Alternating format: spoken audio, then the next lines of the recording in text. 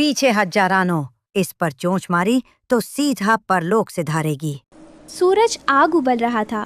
सुंदरवन की नदियां सफेद पत्थरों के बिछौने बन चुकी थी। तभी अचानक आधी रात को एक धमाका हुआ। कोई बम नहीं, बल्कि रोशनी का धमाका। जंगल के ठीक बीचों बीच एक विशालकाय आम प्रकट हुआ, जो किसी महल जितना बड़ा था। उसकी त्वचा से नीली और सुनहरी किरणें फूट रही थी। रानो चिड़िया ने जैसे ही उस आम को छुआ, उसे भीतर से हजारों झरनों के बहने की आवाज आई। तभी पीछे से एक कर्कश आवाज गूंजी।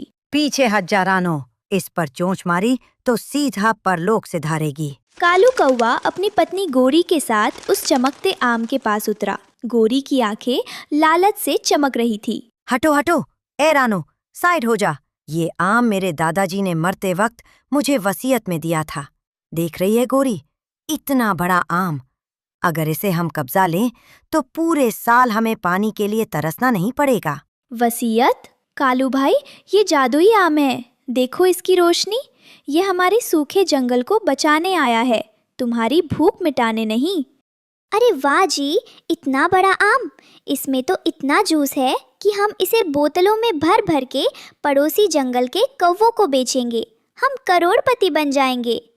भाभी, आप क्या कह रही है? ये आम कोई फल नहीं, ये तो कुदरत का करिश्मा है। इसके जादुई रस में वो शक्ति है जो इस सूखे को खत्म कर सकती है। हमें इसे पूरे जंगल में बांटना होगा। बांटना? पागल हो गई है क्या? मुफ्त में तो मैं किसी को अपनी बीट भी ना दूं। ये तो फिर भी जादुई जूस है। रानो, देख तू छोटी है, दिमाग भी छोटा है। जा यहाँ से, वरना इस आम के छिलके में लपेट के पार्सल कर दूंगा तुझे। कालू भाई, लालच बुरा है। अगर बारिश नहीं हुई तो ये रस भी सूख जाएगा। अरे जा जा, बड़ी आई प्रोफेसर। कालू जी सुनिए, आप पहरा दीजिए, मैं जाकर कांटेदार झाड़ियाँ लाती हूँ। इस आम के चारों तरफ बाड़ लगा देंगे, नो एंट्री। रानो परेशान होकर पुराने बरगद के पास पहुंची, जहां बूढ़े उल्लू दादा सदियों से रह रहे थे। रानो, मैं देख पा रहा हूँ, वो अमृत फल है, लेकिन सावधान, अगर इसे किसी ने नफरत या लालच से छुआ तो इसका रस जहर बन जाएगा और जंगल हमेशा के लिए राख हो जाएगा। उल्लू दादा, कालू भाई ने उस पर कब्जा कर लिया है। वो तो इसे बेचने की फिराक में है। तो सुनो रानो, तुम्हें साहसी वन मित्रों को जोड़ना होगा। जब तक इस जंगल के अलग अलग जीव एक साथ मिलकर इस फल की रक्षा नहीं करेंगे, तब तक इसका जादुई द्वार नहीं खुलेगा। जाओ, समय कम है। रानो सबसे पहले मिट्ठू तोते के पास पहुंची। मिट्ठू, जल्दी चलो, महाआम खतरे में है। मिर्ची की कसम रानो, मैंने सुना है कालू ने वहाँ बाउंसर्स खड़े कर दिए हैं। पर डरो मत, मेरी चोंच तलवार से कम नहीं। फिर वे जग्गू बंदर और टुनटुनी चिड़िया को लेने पहुंचे। जग्गू एक सूखे पेड़ पर सुस्त पड़ा था। अरे रानो, शरीर में जान ही नहीं है, पानी मिले तो चलो। जग्गू, उसी आम के अंदर पानी का समंदर है। अगर आज हिम्मत दिखाई तो कल पूरे जंगल में हरियाली होगी। मैं भी चलूंगी, मैं कालू की आंखों में धूल झोंकूंगी। जब रानो की टीम पहुंची तो देखा कि कालू और गोरी ने आम के चारों ओर नुकीली लकड़ियां गाड़ दी थी। अरे ये क्या, सर्कस की टीम आ गई? जग्गू, तू तो बंदर है। इस जादुई आम को देख के ही तेरा पेट भर गया होगा। अब भाग यहाँ से।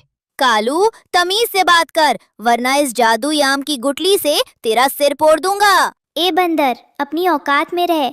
ये आम अब कालू एंड गोरी प्राइवेट लिमिटेड की प्रॉपर्टी है। Private limited? गोरी भाभी, ये जादुई आम है, तुम्हारी फटी हुई छतरी नहीं। रानो, आदेश दो, क्या करना है? कालू भाई, आखिरी बार कह रही हूँ, हट जाइए। ये रस धरती माँ के लिए है। नहीं हटूंगा।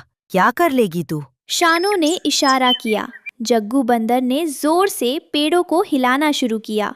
टुनटुनी और रानो ने कालू और गोरी के सिर पर गोता लगाना शुरू किया। ओए, मेरी आँख! गोरी, ये चिड़िया तो सुई की तरह चुभ रही हैं। बचाओ, ये मिट्ठू मेरी पूंछ काट रहा है। हटो यहाँ से, ये आम ही मनहूस है। तभी अचानक आम से एक डरावनी गूंज निकली। उसका रंग सुनहरा से काला होने लगा। रुको, लड़ना बंद करो। आम का रस जहर बन रहा है। रानो, सबको साथ लाओ। रानो ने तुरंत युद्ध रोका।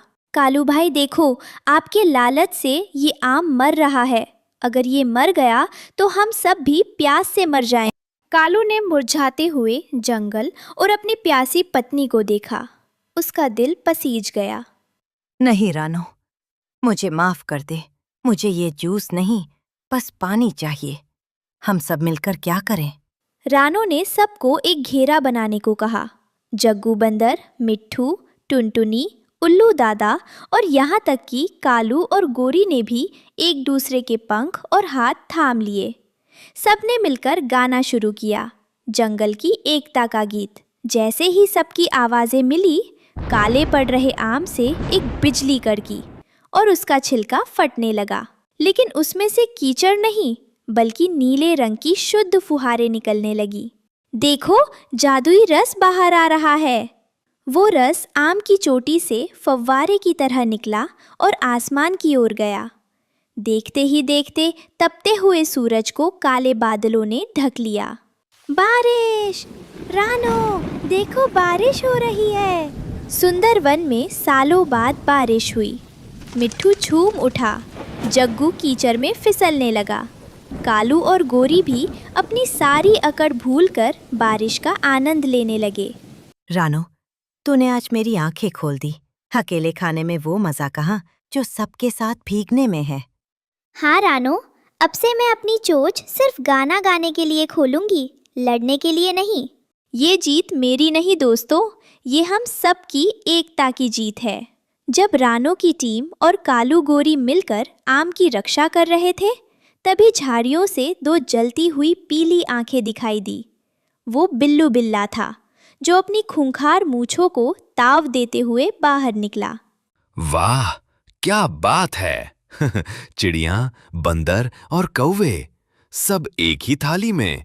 और ये क्या, इतना बड़ा आम! मुझे लगा यहाँ मुर्गियों की दावत चल रही है, पर यहाँ तो सोने का अंडा, मेरा मतलब है सोने का आम मिला है। बिल्लू भाई रुक जाओ, ये आम कोई खिलौना नहीं है। ये पूरे जंगल की प्यास बुझाने के लिए है। पीछे हट जाओ। ऐ छोटी चिड़िया, तू मुझे सिखाएगी? इस आम के रस से मैं अपनी ताकत बढ़ाऊंगा और फिर पूरे सुंदरवन पर मेरा राज होगा। हटो सामने से, वरना आज नाश्ते में ताजा पंख चबाऊंगा। बिल्लू ने एक जोरदार छलांग लगाई और अपने नुकीले पंजे आम की सुनहरी दीवार पर गड़ाने की कोशिश की।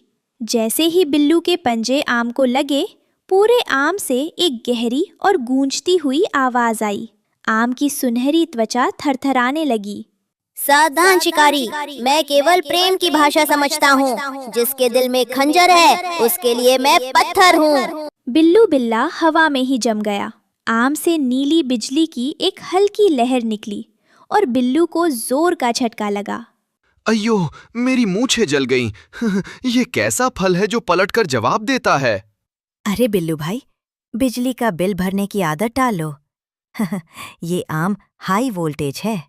रानो, साहसी बेटी, इस लालची शिकारी को बता दो कि इस घर में वही प्रवेश कर सकता है जो दूसरों के लिए रोना जानता हो। बिल्लू, यदि तूने एक भी कदम आगे बढ़ाया तो तू इस जंगल का सबसे कमजोर प्राणी बन जाएगा। बिल्लू बिल्ला डर के मारे कांपने लगा। माफ करना महाराज, मुझे नहीं पता था कि आप बोलने वाले आम हैं। मैं तो बस कसरत कर रहा था। और वो दुम दबाकर झाड़ियों में गायब हो गया। देखा, बुराई कितनी भी बड़ी हो, सच्चाई की एक आवाज ही काफी है। समय आ गया है बच्चों। आम ने खुद को सुरक्षित कर लिया है। अब इसकी शक्तियों को जगाने के लिए तुम सबको एक होना होगा। रानो, जग्गू, मिट्ठू, टुनटुनी और अब कालू गोरी ने भी एक दूसरे का पंख थाम लिया। तुम्हारी एकता ही मेरी चाबी है। अब मांगो, क्या मांगते हो? हमें अपने लिए कुछ नहीं चाहिए, बस हमारे जंगल की प्यास बुझा दो। जैसे ही रानो ने ये कहा, आम का ऊपरी हिस्सा किसी खिड़की की तरह खुला और उसमें से ठंडी मीठी फुहारें निकलने लगी। आसमान में बादल उमड़ने लगे और देखते ही देखते जादुई रस बारिश बनकर गिरने लगा। जी सुनिए, ये बारिश तो शहद जैसी मीठी है। सच कह रही है गोरी। आज समझ आया, जो मजा बांट कर भीगने में है वो अकेले चोरी करने में नहीं।